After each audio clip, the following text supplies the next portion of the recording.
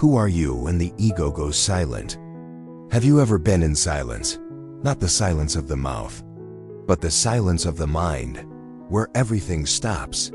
The thoughts, the noise, the pretending, gone. In that space, what remains? The ego is a construction, but it's a construction made of fear. It fears being forgotten. It trembles in silence, because in silence, it dies. But what is this ego? It's the voice that says, I am this body. I am this past. I am these beliefs. I am these opinions. I am these memories. But are you? Or are you just repeating what the world told you to be? The ego needs stories to survive. It feeds on narratives. It builds identity out of pain, out of desire, out of reaction. But what happens when you stop reacting? What happens when you stop believing? There's a pause. A quiet so deep it becomes a mirror. And in that mirror, something else appears. Something unshakable, something real.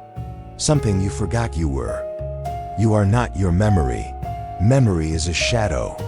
It is the past pretending to be the present. But you are now. If you look deeply, you'll see.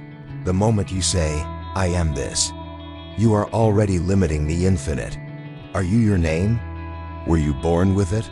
Are you your thoughts? Do you control them? Watch them closely. They come and go, like clouds in a sky that never changes. So what is constant? Who is watching the thought? Who is aware of the fear? Who notices the ego trying to survive? That watcher, that stillness, that is who you are. Not the noise, not the label, not the past. And in that silence, something shines. It doesn't scream. It doesn't need attention. It simply is. Have you ever felt it? That still, sacred presence that lives behind the curtain of your personality. It's not interested in being right. It's not desperate to be seen. It doesn't fight. It just watches patiently. The ego believes this is weakness, but the soul knows this is power, because nothing is more powerful than the one who has nothing to prove. But here's the trap. The moment you try to become spiritual, the ego sneaks back in. It puts on new clothes. I'm more awakened than them. I'm beyond the material. I'm enlightened. It's the same game, just with prettier labels. You don't become awakened. You stop pretending you weren't. You stop needing identity to exist. You stop decorating the prison. And suddenly, the walls fall. So what is left when identity collapses? That's the question the ego cannot answer, because in that space, it doesn't exist. And that's where truth begins. The truth of being, not becoming. No effort, no seeking, just presence. This is not about rejecting the ego. It has its function. It helps you navigate the world, but it is not the captain. It's the vehicle, not the driver.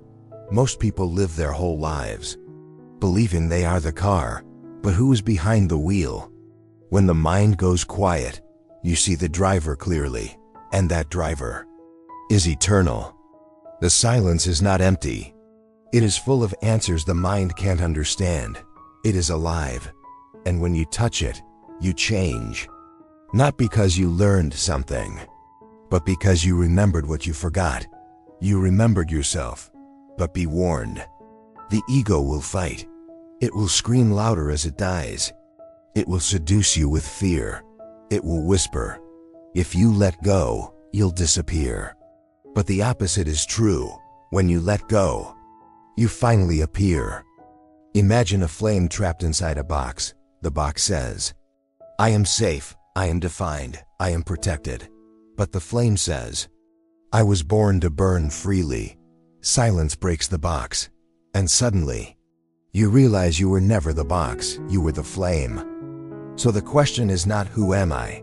The real question is, who am I without all of this? Without the stories, without the pride, without the wounds I wear like medals. Who am I without my past? Without my mask? Without the need to be anything?